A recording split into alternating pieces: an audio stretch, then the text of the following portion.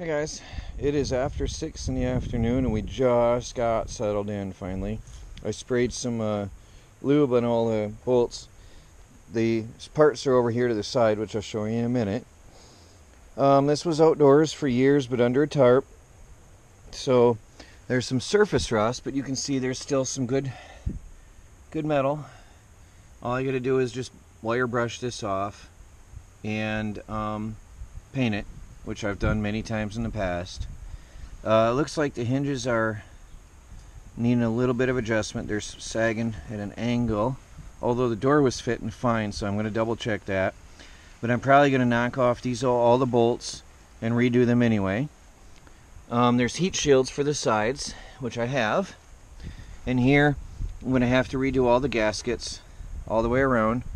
And so I'll be knocking out, I've looped up the nuts and bolts, and I'll be knocking them out and replacing them with new. But I paid $40 for this behemoth wood stove, and it took 3 of us to get it off. Well, 3 of us to get it on the truck and 3 to get it off. It's heavy, and it's a catalytic wood stove. So up here, I also lubed it so I can clean this out. There's a window, a viewing window, so you can see if the catalytic adapter is glowing red hot, which means it's doing its job. Over here we have the 2 doors. Alright, I'm gonna obviously have to get all new gaskets. It has a brand new catalytic adapter, the catalytic converter, brand new, which goes to the stove, never used. Has brand new windows, replacement windows, because there's a crack in one. Never used, never installed yet. There's the heat shields, 2 heat shields. It's got 2 fire grates. It's got a piece of brand new stovepipe. It's got the back heat shield and a blower, and a spare blower, which I was told are between 100 to 150 a piece for these blowers. So it's got 2 blowers and the 2 windows.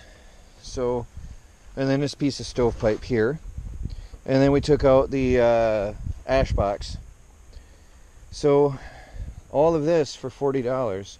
We got more in accessories than we paid for the stove, and a couple dollars in paint and some bolts and maybe $20–30 in gaskets, and I'll have a very good wood stove for our home this winter.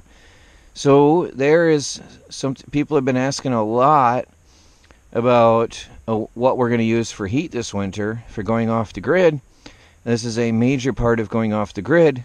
And a catalytic wood stove has the benefit of being able to burn pine wood, which is a soft wood and considered very dirty wood to burn.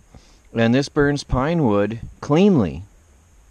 So that is a bonus right there, because we are surrounded by pine forests with hardly any hardwoods around. So this was a really good deal for us, and we're very happy. Now, the firebox is actually pretty good, in good shape. The door here, the bypass door works fine. The grate that goes down in here, there's just some leftover ash from the last time it was used. And what else? Oh, I'm going to put fire bricks in. It looks like there was space for fire bricks around the grate, so I'll put them on the back wall and on the sides. So that'll help retain heat and improve the efficiency of this and save the walls. He probably, I think he said he had fire brick in here, and he took it out at one point. And this used to heat I think it was a 30 by 60 2-story warehouse with offices, and this was the primary source of heat. So it's going to be warm in our home this winter. We won't suffer for cold. So anyway, it's after 6 in the afternoon. Like I said, we just got settled in, and that's pretty much the day. Melanie's making dinner, so I don't think anything else is going to happen today. That'll be pretty much it, because we got to get some provisions, and then it'll be nighttime. So I will, unless something comes up, I'll talk to you guys later. Troy from the Do-It-Yourself World and the Off-Grid Project, and another step in going off the grid. Hi guys, Melanie has made chicken teriyaki. Teriyaki chicken. And she says it's all from, except for the rice, all from our own produce. Look at that. And the first is bok choy. So we have bok choy, peas, beans, chicken, all from our own garden. Well, the chicken didn't grow in the garden, but it grew pretty close to it. Good stuff, Melanie.